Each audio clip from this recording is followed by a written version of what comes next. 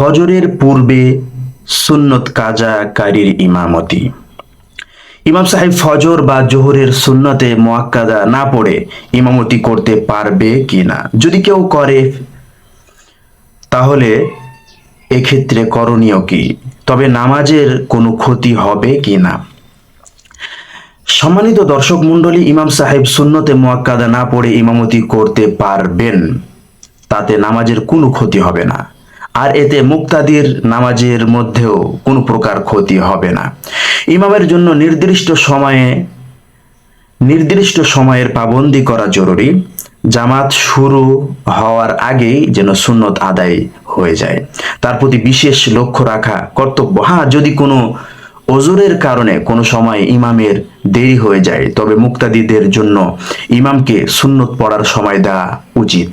আর যদি সুন্নত পড়ার সুযোগ না হয়, তাহলে সুন্নত পড়া ব্যতীত ইমামতি করলে কোনো অসুবিধা নেই। আসসালামু আলাইকুম ওয়া রাহমাতুল্লাহি ওয়া বারাকাতুহু।